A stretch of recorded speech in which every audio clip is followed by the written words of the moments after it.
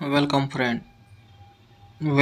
कैसे हैं आप लोग। आज मैं आप लोगों के लिए मुस्लिम धर्म और जैन धर्म बौद्ध धर्म का आगे का टॉपिक लेके आया हूँ। जो भी क्लास हमारे पिछले स्टूडेंट देख चुके हैं वो आगे इस क्लास को अच्छे से देखेंगे, क्योंकि एग्ज़ाम बहुत ही नज़दीक है और मैं सेलेक्टेड क्वेश्चन ही वन लाइनर लेके आता हूँ। सो गाइस, चलिए हम स्टार्ट करते हैं अपने सेशन को। जो सब जो है लाइक सब्सक्राइब हमारे चैनल को नहीं किए हैं, वीडियो अच्छा लगे तो लाइक सब्सक्राइब कर दीजिए, क्योंकि मैं आप लोगों के लिए इस तरह का वीडियो लाते रहता हूँ आप लोगों के नॉलेज और एग्ज़ाम के पॉइंट ऑफ व्यू से। सो गाइस, स्टार्ट करते हैं। वत्स या सुरसेन की राजधानी कौशाम्बी मथुरा थी। विज्जी कंधार की राजधानी वैशाली और तक्षशिला है। विज्जी की राजधानी वैशाली और कंधार की तक्षशिला है, ऐसे याद रखेंगे आप लोग। मगध के सबसे प्राचीन वंश का संस्थापक था वृत्रथ था। वास्तविक संस्थापक है बिंबिसार मगध का। और हम लोग आगे बढ़ते हैं।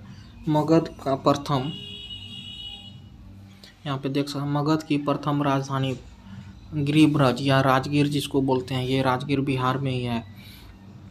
हर्षवर्धन का संस्थापक था, दोस्तों, हर्यक वंश का संस्थापक था बिंबिसार, और बिंबिसार का राजवैद्य था जीवक। और बिंबिसार की हत्या उसका बेटा जो है कि अजातशत्रु उन्होंने ही कर दिया था। अजातशत्रु का नाम जो है कि कुनिक भी है। कुनिक की हत्या उदयन ने, यानी कि अजातशत्रु का बेटा था उदयन जो है कि इसका हत्या कर दिया था बिंबिसार का, और राजगद्दी पर बैठ गया था। सो दोस्तों, इसको आप लोग याद रखेंगे। पाटलिपुत्र की राजधानी की स्थापना की थी उदयन ने ही पाटलिपुत्र की स्थापना की थी। पाटलिपुत्र बसा था गंगा और सोन के संगम पर। हर्यक वंश का अंतिम राजा नागदशक था, और शिशुनाग वंश का संस्थापक था शिशुनाग। हर्यक वंश के संस्थापक अंतिम राजा को नागदशक को मार करके जो है कि शिशुनाग वंश का स्थापना किया था। नंद वंश की संस्थापक था महापद्म नंद। एकराट की संस्थापक महापद्म नंद था। दोस्तों, एकराट की उपाधि धारण किसने किया था? महापद्म नंद ने एकराट की उपाधि धारण किया था। नंद वंश का अंतिम शासक धनानंद था। इस तरह से आप लोग याद रखेंगे इसको। और आगे चलते हैं दोस्तों। अष्टाध्यायी प्रसिद्ध कृति है पाणिनि की है, यानी कि पाणिनि ने अष्टाध्यायी पुस्तक की रचना की थी। भारत पर प्रथम आक्रमण किया ईरानियों ने किया था। भारत पर प्रथम सफल आक्रमण किया डेरियस प्रथम या दारा प्रथम ने 516 में ईस्वी पूर्व में किया था। भारत पर आक्रमण करने वाला पहला यूनानी शासक सिकंदर था। सॉरी दोस्तों, थोड़ा सा आप लोग वेट करेंगे। सिकंदर था। और यहाँ पे देख सकते हैं सिकंदर का पिता जो है फिलिप था, और सिकंदर का जन्म 356 ईस्वी में हुआ था। सिकंदर समकालीन था। घनानंद जो है कि समकालीन था सिकंदर का, और सिकंदर की मृत्यु 323 ईस्वी में हुआ था। कहाँ पे? बेबीलोन में। सिकंदर सेल्यूकस निकेटर था, सिकंदर का सेनापति था। सिकंदर गुरु अरस्तु का घोड़ा, यानी कि बुका फेला कहलाता है, उसका नाम था। सिकंदर और पोरस के बीच का युद्ध कहलाता है हाइडेस्पिस या झेलम वितिस्ता का युद्ध कहलाता है। मौर्य वंश का संस्थापक चंद्रगुप्त मौर्य था। मौर्य वंश की प्रचलित मुद्रा थी पन।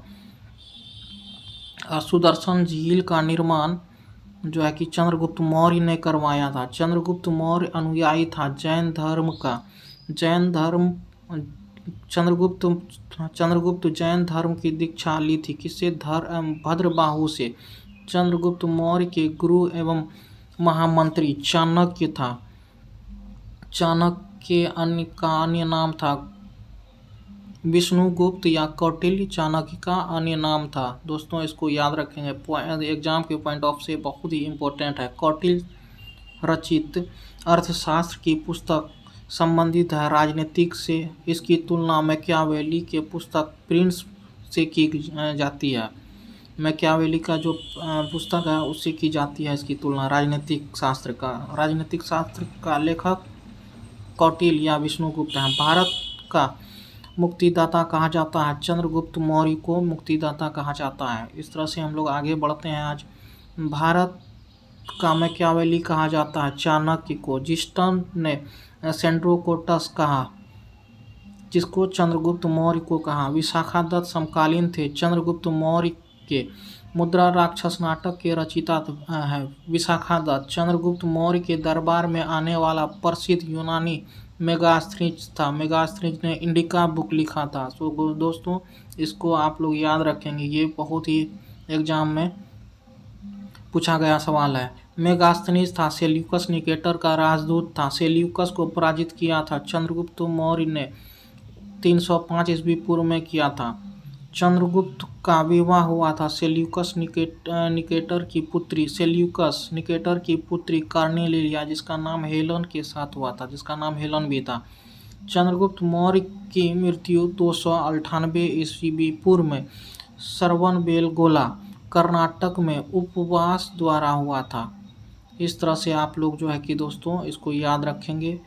ये सब बहुत ही इम्पोर्टेंट टॉपिक है, वन लाइनर क्वेश्चन जो कि मैं आप लोगों को बताया हूँ। ये एक बार जो है कि आप लोग फास्ट करके वीडियो को 2-4 बार देख लेंगे तो आप लोग के जहन में याद रहेगा। सो गाइस आज तक के लिए इतना ही। जो लोग हमारे सेशन को लाइक सब्सक्राइब से शेयर नहीं किए हैं वो लोग करते हैं दोस्तों, और ज़्यादा से ज़्यादा लाइक करें, चूँकि मैं इस तरह का वीडियो आप लोगों के लिए लाता रहा हूँ। सो गाइस आज तक के लिए इतना ही। Thank you.